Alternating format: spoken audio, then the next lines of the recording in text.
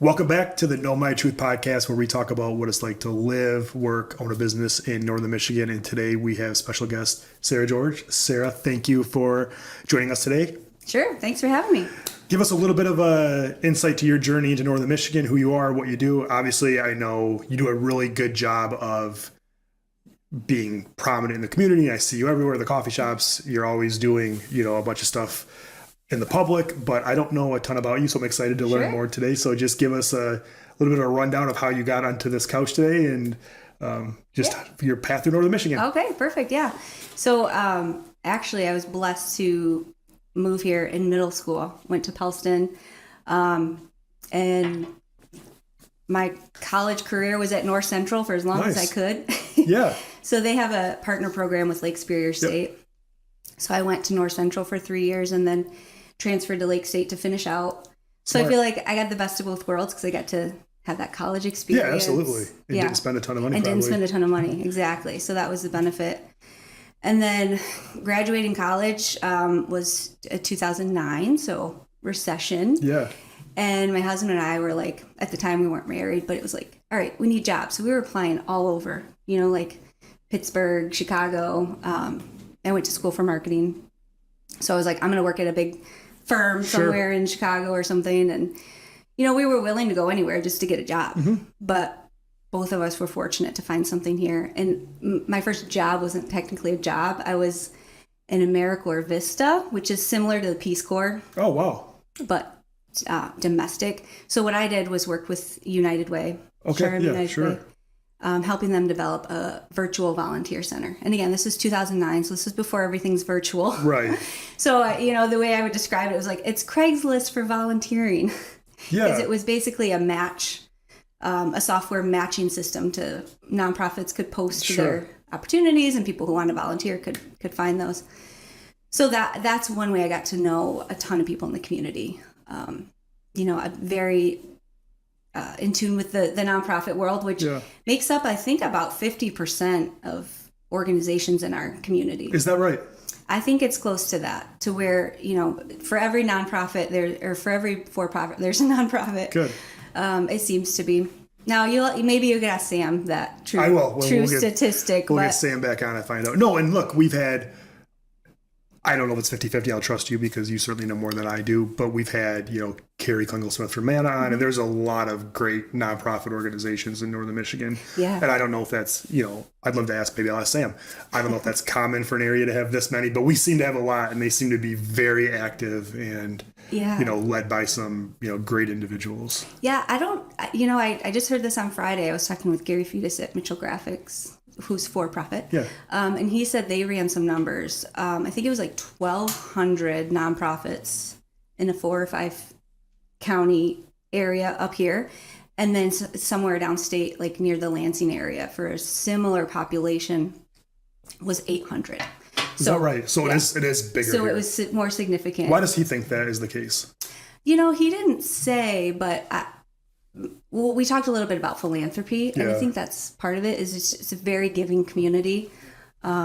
Is it because, do you think the level of wealth here has something to do with that? I do think so. Yeah. And it's almost that even, I don't want to say disparity, but it's like the people that live here, the locals that are here all the time can be the hands and feet. Yes. While the people who summer or, give the money. Yeah. So maybe that's actually an interesting thought. Maybe there's just some kind of, I hate to use the word synergy, but some kind of synergy between, people donating money and then people that want the community to be a better place. Exactly. Yeah, I think that's really what it is. The people that are here all the time want to, they want to make the difference and make it absolutely livable all year round. Mm-hmm. If you don't mind me asking, so if you graduated college in 2009, what year did you graduate high school?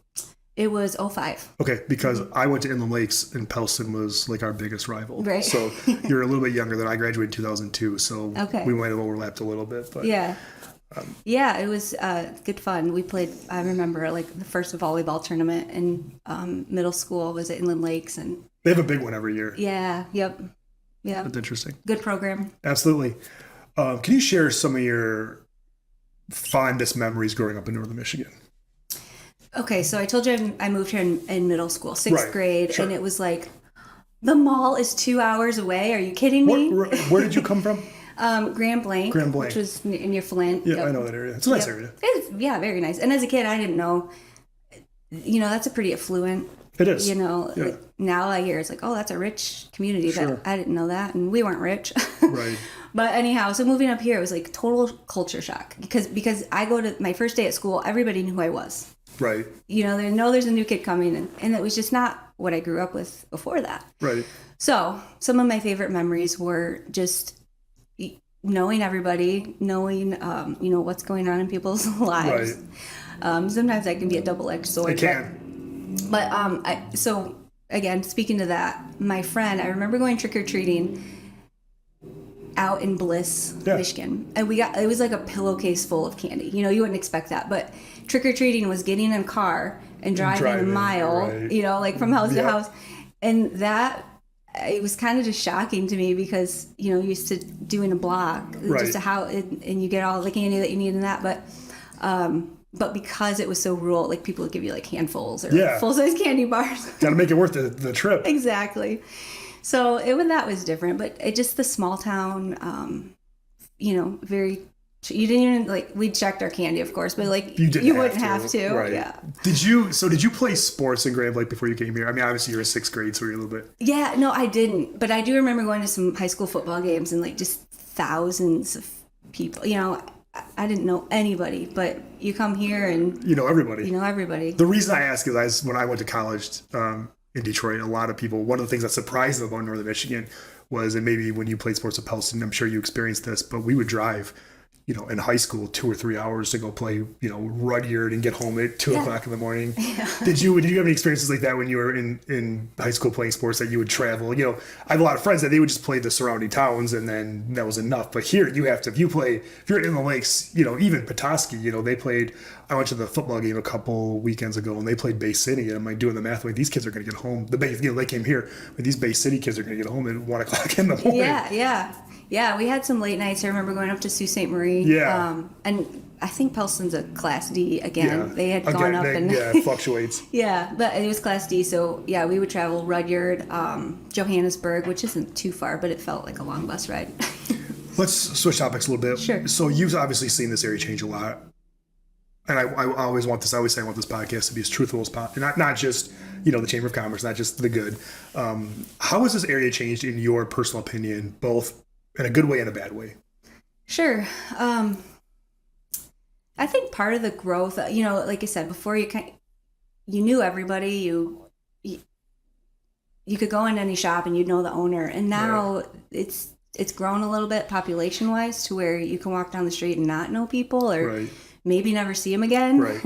So that's a little bit of a change. Just the population is growing.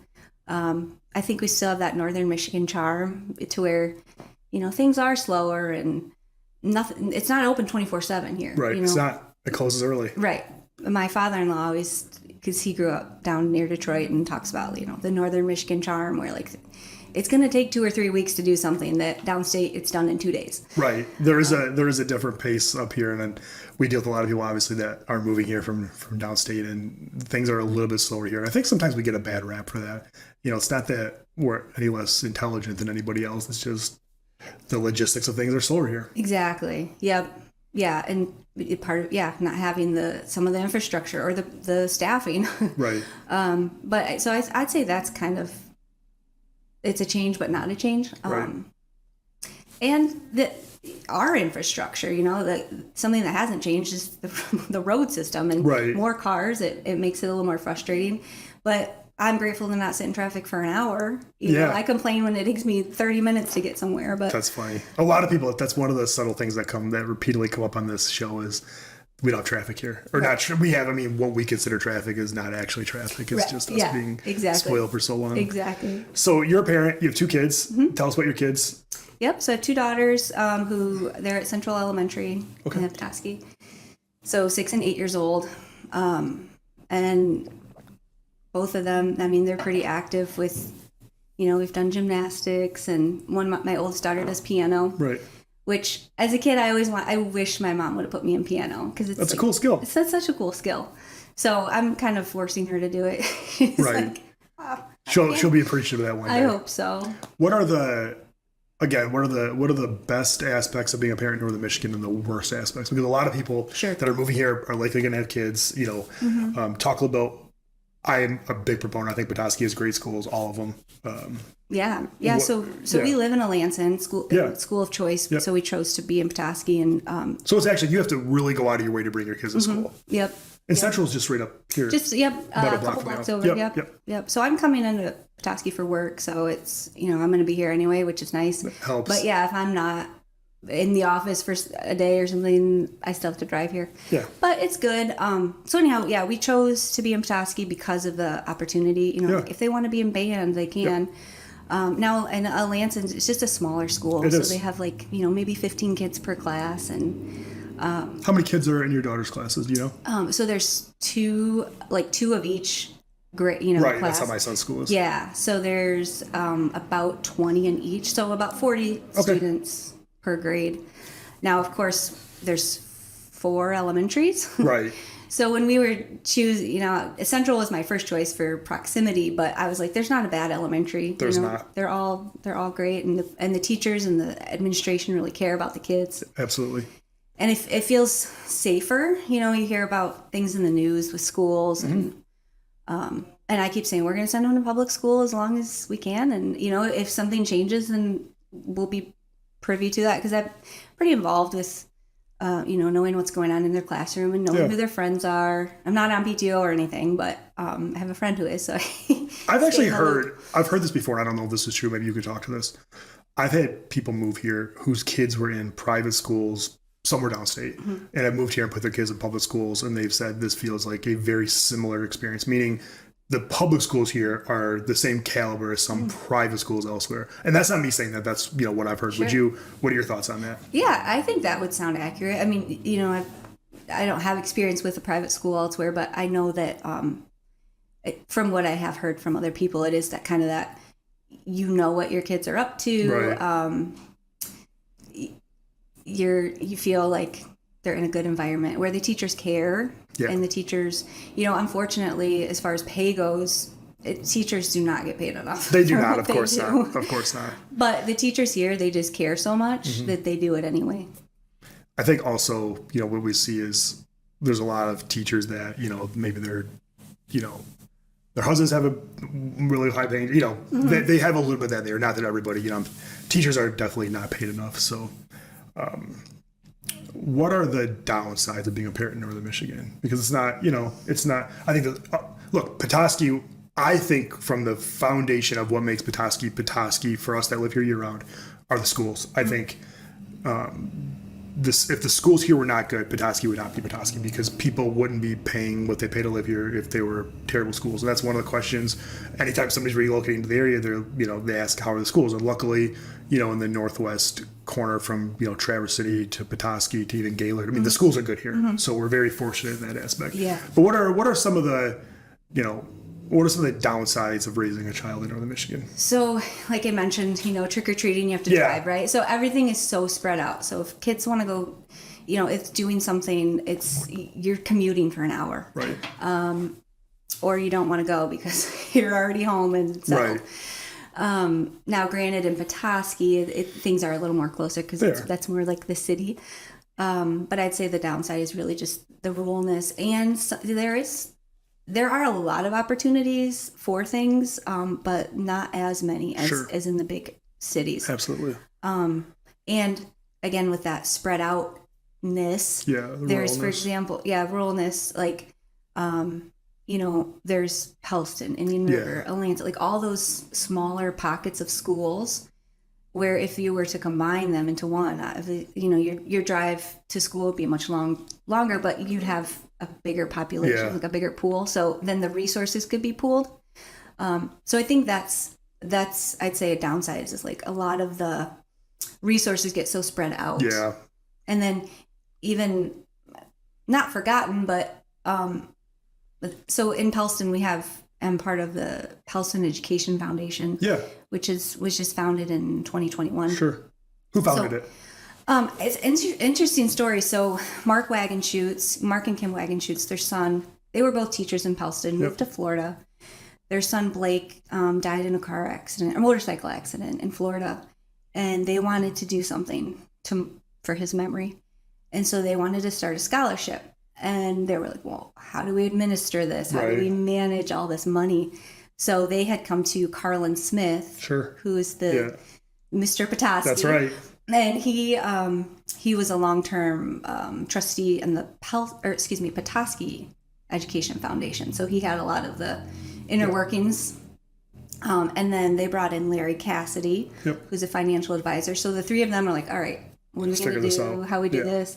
So they decided a foundation would be a good way to do that. So with that, Petoskey's had a foundation. Their education system's had a foundation for many, many years, and lots of money, lots of donations.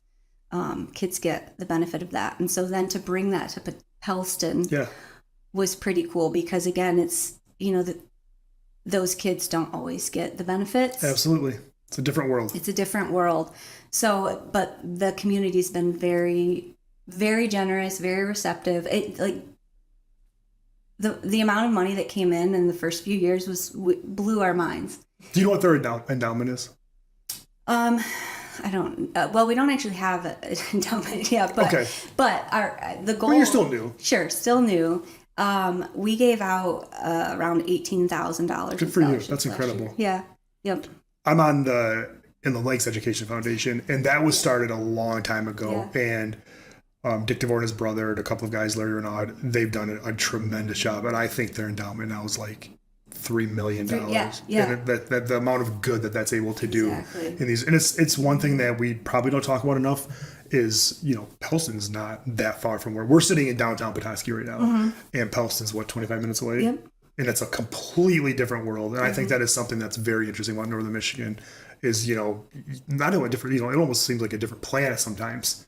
And it's just an interesting, it's really good to see you guys taking those initiatives and, the smaller communities. And you're right. There's a lot of, with sports, especially, like there's opportunity for these kids to mix too. And some of the extracurricular opportunities they get to be together. Absolutely. Let's shift gears again a little bit. You're a business owner. Mm-hmm. What has your experience? This is, I would ask you this if we weren't on camera right now. What is your experience like starting a business in Northern Michigan? Because I know what my experience was like, and it's tough, but it's super rewarding. And I truly believe if you are, strong enough, capable enough to start a business in Northern Michigan and have some level of success, then you're living a lot of people's dreams. So first of all, congratulations on your success. And I would love to hear, of course, I know what you do. I'd love to hear a little more about your story and just tell the audience what it was like, how you started, the good, the bad, and the ugly. Yeah, thanks. So again, my background's marketing. Sure. I've always worked in-house marketing, for someone, promoting what they're doing. And lo and behold, January 2020, I had this idea of I would like to do this on my own. I would like to work with multiple companies, and I want to be able to have a greater outreach. So, like I said, then this pandemic came, and it worked out well for me because from like February till May or so, I was business planning. Mm-hmm. I'm a planner, so I was like, okay, what is this going to look like? What am I going to focus on? Because marketing is so broad. It's a big thing. Yeah, and there's a lot of agencies here, doing good work, and how am I going to stand out, or what am I going to focus on? So, anyhow, I did the business planning thing, and then launched in July of 2020. And again, it was fortunate because a lot of companies were like, we need help, and I was able to do it remotely. And I had thought when I launched it, I can work anywhere. I'm, worldwide.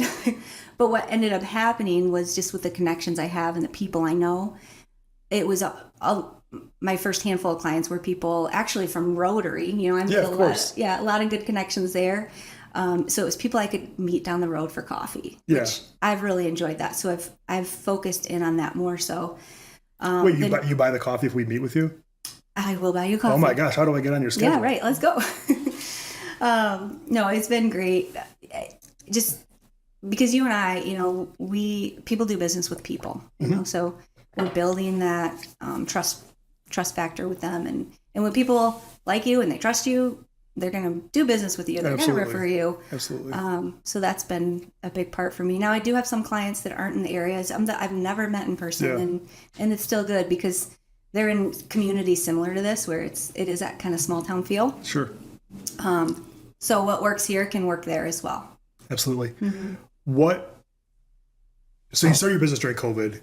How did COVID affect you starting your business? Was it you had some downtime and now your brain had time to think? Tell me, what role did COVID have in you starting your business? Yeah, well, it was a good motivator. It was kind of scary because it was like, everybody was a little bit tight with their money, but then all this money started coming. Right. with good news, bad news. Yeah, with the loans and stuff. So it was, I'd say, more my benefit with COVID because, like I said, either people, like staffing, they were low staff, so they needed that extra support for marketing. They were willing to outsource it. A lot of moving and shaking was happening at the time. So even if they had staff, it was like new staff and people were moving around. So it worked out well. And then, yes, the downtime of like, okay, I'm not in an office. I'm not having to go to work. I can focus on what I'm doing here. So it really benefited what I was doing. Generally speaking, somebody brings your company in. What do you do for them? So, mostly marketing strategy. So it's kind of that overall big picture. Because like I said, marketing is so many things. It is. So it's like this big puzzle on how do we put the pieces together. So I come in with like a 30,000 foot view of, all right, if you do this, how does it affect everything else? Because a lot of times we go straight to the tactics. We're going to run a campaign. We're going to start a Facebook page, whatever it is. But then if you don't think about how that affects everything else, sometimes you get in trouble later. Right. Or you're just spinning your wheels on and wasting your money on things that don't work. So I like to come in with the big picture of, all right, what is your overall goal? Like, what are we really trying to accomplish? Because if it's brand awareness, that's different than sales. Right, of course. So we need to hone in on what we're doing, and then we can drive everything with that. I compare it to like, you're going on a road trip. You got to have your map. You got to have your destination of where you're going, and then your map to get there. And then the tactics that we're going to do are like the pit stops, the playlist, the snacks, So like, yes, they matter, but they might change, or they might, we might get tired of that snack, so we're going to do something else. Sure. In terms of brand strategy, this is something I'm asking you this selfishly, but my guess is if anybody that's listening to this that's interested in running a business might also be thinking this. When you're doing something like building a brand, a lot of us here in Northern Michigan, I have what I like to think is a pretty big brand name, but I'm not Coke or Pepsi or Nike. How do I know, or how do you measure if building a brand is working? How do you measure it? Sure. Well, there's anecdotal. You're at the coffee shop and someone says, "Oh, hey, I know you." Right. But then, as far as actual data, we can see the metrics from your website growing. Right. With Google, it's kind of creepy, but also helpful as a marketer. Like the data that we can have on people. Right. When they're searching for your website, so are they looking for Northern Michigan Realtor, or are they actually searching for Gino? Yeah. Then we can know that they know your brand.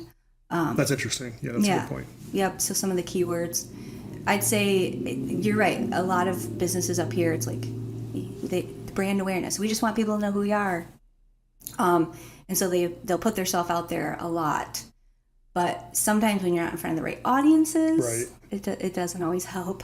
So really concentrating. I have a friend who talked about, I love analogies. So he talks about if you put a drop of red food dye in a cup, you're going to see it. But if you put it out in Lake Michigan, it's going to be diluted. It's so diluted. Right. So we really want to concentrate our efforts. But I would say, as far as how do you know if your brand is effective, is either just talking to people, or again, some of those metrics from the internet. So you obviously you do marketing for a living, and a big part of, especially the last year or two, what we've done with bringing Dewan from Alpine Media in is we've started to do a lot of this podcast. We've done some really big initiatives, the podcast, YouTube, just regular social media. And it feels like all I do is look at dashboards with numbers. And how do you sort of break away from and I guess maybe this is more of a question I should ask my therapist than you, but how do you break away from just being a slave to these numbers and graphs and line charts? Because it seems like all I do anymore is I sell a house, I'm in the car looking at how many subscribers we got or how many views we got. What do you do? How do you, because you do this for a bunch of people, how do you sort of remove yourself from that? As you just check it once in a while? How do you not become a slave to those metrics? Yeah. Yes.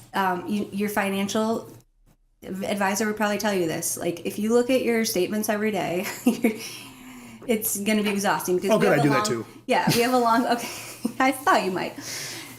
They talk about like you're measuring a mile versus using using a ruler, right? So it is important to look at those things, but I would suggest maybe once a month. In fact, I live by my calendar, so I have like check QuickBooks report. Right.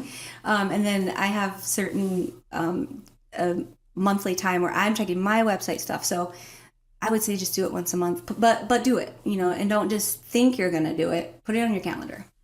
So Candace, who you know, is anybody listening to this that knows me knows Candace. She runs, I would say she basically runs my life and our business, all of our businesses. She has a degree in marketing, and we've talked about this a lot. And I think getting a degree in marketing is really tricky because, even in 2009, the world has changed so much. So based on what they taught you in school, Lake State or North Central, how much has what they taught you changed versus like what you do every day now? Because even as a real estate agent, and this is not as much as marketing, I mean, my job 10 years ago looks a lot different. My job 10 years ago was, cold calling people and doing open houses and writing letters. And now it's just making content, putting yourself out there. So how much, this question has two sides. One, how much has it changed? And two, what has changed? Like how much different is your job? And how do you stay up with it? How do you know what's like, how do you, you love analogies. Wayne Gretzky always says, skate to where the puck is going. How do you know where the puck is going? Right. Well, so yes, a lot has changed as far as how we get there, but the what hasn't changed. So people still want, obviously we still want sales, right? Like that's the big thing. And how do we get sales? Well, people have to know who we are. They have to know what we do. They have to know how to buy from us. Right. So instead of searching in the yellow pages, people are going online. Right. But they're not only looking at your website, they're looking at your social media. So having an online presence has changed a lot. Yeah. Before, when I was in school, it was like, have a website. It doesn't matter if you update it. It doesn't matter even what's on there. Yeah, just have a website. And that was a big thing at the time, but now it's like, okay, have a YouTube channel, have all these socials and content. It's a lot. It is a lot. And one thing I like, with my clients, it's like, okay, you're going to take this podcast. Then it becomes an email. Right. And it's going to come like maybe 4 or 5 social media posts. That's what we do. Yeah, exactly. So it's not like you're constantly creating content, but you're taking one long form and then turning it into a bunch of other things. And that's where you come in though, right? Because with the reason, for a long time, and I'll take all the blame for this, I thought Candace and I could do, it's actually, it just comes from being an immature leader. I thought everything we're doing right now, I thought Candace and I could do once upon a time. But now we have Candace, myself, DeJuan is in our office. He obviously has his own successful business, but he does a lot for us. We have another marketing company in Florida. I mean, we have a ton of people and we're spending a ton of money to do this. So how does the small business owner, is it they just call you? Because if you're just starting out, you can't spend, $5,000 or $10,000 a month on this stuff. Right. Yeah. Because especially the other thing is, I can't, if he's doing the camera, so we can't really hear him. But if you ask DeJuan right now, how many times I thought about canceling YouTube, it was like every day. But some of this stuff, we stuck at it for, 2 years before we started seeing results. And that was a very expensive runway, which it's fine now, but that's a lot of like with what you do. And I'm sure, speak to this, I'm sure you're constantly talking to clients off the ledge because, I don't know what you charge, but my guess is it's something. And you have to sort of continue to justify that while not getting immediate results because that's just not how this works. It's it's like farming more than hunting. Yeah, exactly. Yes. And sometimes I've heard this said, and it makes sense. Like I'm selling money really, because you're going to invest, but eventually you're going to make more money, right? Because you get to spend time doing what you do. Right. You shouldn't be video editing. You're supposed to be out selling houses. Right. So it gives you time to not only promote yourself and raise that awareness of what you do and how you do it, but it gives you more time to actually do the thing you're an expert in. Absolutely. So yes, it can be, and I feel pretty generous with the clients I work with as far as like if they're startup, what it is a lot of times is like, all right, let's get a website, let's get your social started. But really what I do is let's create the story that the people your clients or your customers you're reaching out to are going to listen to, because you don't want to be a part of the noise. We want people engaged with what you're doing, right? So that they will, call you to be the one to solve the problem. And I knew, and I want to ask you this question in a second, but I obviously knew you were coming today. So we were actually, Dewan, Candace and I were talking before you came about we're going to do some rebranding stuff with the brokerage, and I want this to become even, right now, we've part of our marketing strategies. We have like a commercial movie theater we've had forever. People always comment on it, and I've talked to Dewan. I said we need to make this like a short film, and I think that's sort of what you're talking about, because I think the brands that do a good job are the ones that tell a story more than just Gino. Like right now, my marketing is just hitting people over the head with my name as many times as possible, which works and it's fine. But I do think to some extent you'll be more captivating and more capturing, and people can build more of a relationship with you. And I think that's why we've had some success with YouTube and some different things. Is our YouTube channel is not my name 1,000 times. This is what you need to know about moving to Northern. And even this podcast, people, if you just find this podcast, you probably aren't. If you just find this podcast, you don't know who I am. You're probably not going to understand I'm a real estate agent, because this is just about people sitting on the couch telling their stories, which I love. So in an attempt, because I love the idea of building a story around your brand, and I think that is the future of marketing. I think people are. If you looked at how many marketing messages people were exposed to in 2009 versus today, do you know that number, or could you even guess? Is it 10 to 1, 100 to 1? So in school, I was taught. It takes people 7 times of like 7 touch points before they listen. Now it's somewhere like 20 plus. Yeah, that doesn't surprise me. Yeah, so I don't know the exact number of messages that are coming at us, but it's... So 3 times? Yes. So 3 times as many? Yes. So that means you have to be putting 3 times as much into the world just to do the exact same that you were one time 10 years ago. Yep. So tell us a little bit more, because this is super interesting to me. Tell us more about what you do in terms of, and you don't have to talk about myself, talk about, if Dewan came to you or a car dealership came to you and said, hey, build a story around my brand, what would you do? Yeah. So with that, it's, again, how do you stand out? Because how many realtors are there, right? 1 million. Right. But I do love your podcast. I saw some of your videos on YouTube, and you're right. You're not, it's not about Gino. It's about people who want to move here. Right. And the problem is they don't necessarily know about Northern Michigan. They want the inside scoop. So you give them that. So with my clients, what we do is, there's actually it's a framework. So it's, if you watch, next time you watch a movie, you'll recognize this in the movie, or if you read a book. So there's always a character, right? The hero. And that hero or character, that's your client, your customer. They want something. They're this side of the bridge. They have a problem. They want to get over here. Yeah, but there's a problem in the middle. So what they need is a guide, or your business. They need an expert to help them get to the other side, because if they could do it on their own, they would. They would. But so you're positioning yourself not as that hero who comes in and saves the day, but as the guide who shows them the way. Right. And you call them to action by, there's always some thing that happens that's like, there's a bomb on the bus and we have to not have it detonated. Right. Disarm it, yeah.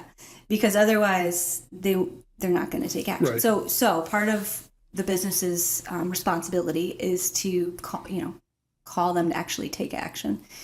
And then when they take action, whether they take action or not, one of 2 things are going to happen. It's either going to end in a failure, or it's going to end in success. Sure. And obviously we want success, right? But like I said, in any movie, you'll see, if you don't disarm the bomb, then this. But if you do, then you get to ride off in the sunset. Right.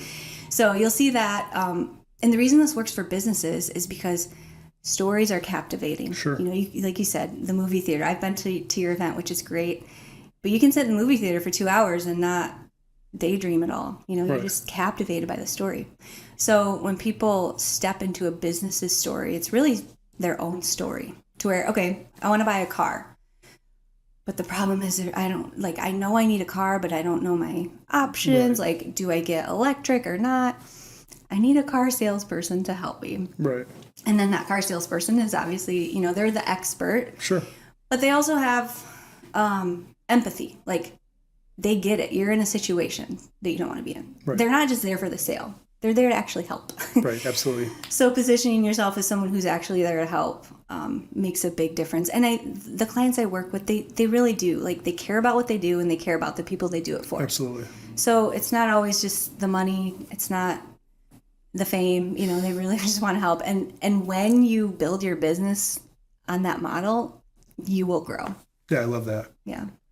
What is some advice you would give to someone thinking about starting their own business in Northern Michigan? Do the research. You could have a great plan, you could have a great product, but if you're not promoting yourself in the right way, or you're not in the right location, whether it's a brick and mortar. Mm-hmm. Do you have a brick and mortar? I do not. Okay. I work out of an office, luckily, but normally it's coffee shops are my office. Yeah, of course. There's nothing wrong with that. Yeah. But, there's a new coffee shop in Lansing called The Burst. Is it open? It is open. Is that the one the cottage company? No. It's like right on 30, like kind of by BC. It's in that little plaza sure. area. Okay. So I went in there this summer and was talking with the girl, and she's like, I live in Indian River, but there's already 3 coffee shops there. Yes. So I opened up in Lansing. So that was really smart on her part. Like, why compete where there's already some, established companies? I'm going to go to a new market, essentially. I hope she's doing well. She had good coffee. So, but that idea of like, I'm going to open where I want to open because that's what I want to do.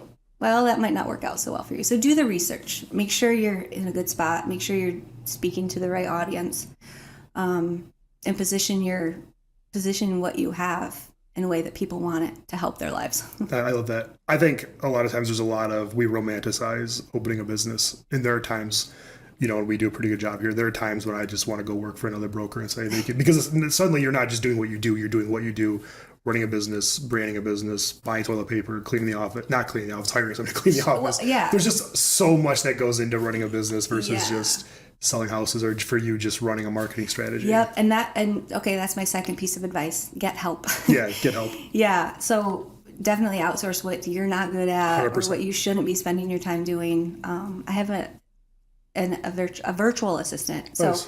I was at a crossroads where like, yeah, I could keep doing this, but if there's any chance I'm going to grow, I need help. The biggest, we've grown a lot over the years, but the first pillar that we had to knock over was getting the assistant right, which I think I've done. Candace has been with us for 5 years now. And then just starting, we're at the point now where it's outsourcing. Like, my goal is to get, I outsource something to Candace. She gets the system, builds the system, hands it to somebody else. Even like with Dewan, we just had a conversation over the weekend where I need to get him to, he got the YouTube channel to a certain point. Then we actually found like experts in YouTube. Mm-hmm. And my guess is the same thing will happen with this. And then Dewan will just keep helping me build the airplane, and then we'll just have the specialists figure it out. And so that, I think, finding people to do, this is not me trying to send you business, but don't be afraid to invest the money, because I remember I hired my first assistant. It seemed like $1 million, but it was worth it. Yeah. I remember hiring Dewan, like, this is $1 million, but it was worth it. And every time, if you know what you're doing and you hire the right people, that money will come back. You just have to have the patience for it too. Yeah, you're buying money, really, right? I mean, because if you get the help, then that's going to give you more time again to do what you're good at doing. Absolutely.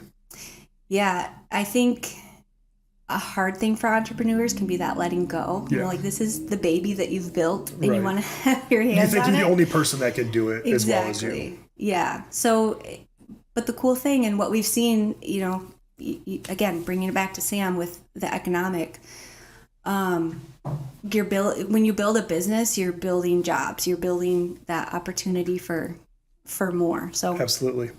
yeah. A couple of questions before I let you go. How do you see Northern Michigan evolving in the next 10 years? Get your crystal ball out. If it's up to Sarah George, what do you think happens? I see continued growth, definitely more housing. Yeah. I see a little bit kind of mimicking Traverse City. Yeah. If we look at Traverse City today, It's really growing. I can see Petoskey in a few years. So, I mean, they're putting up houses like, I went to Traverse City last week, and I'm like, oh, those are new. That's one thing, Traverse City. And I was just, I had a good friend of mine, Ian Ashton, who was the guest before you. Oh, yeah. He's from Traverse City, and I'm over there a lot.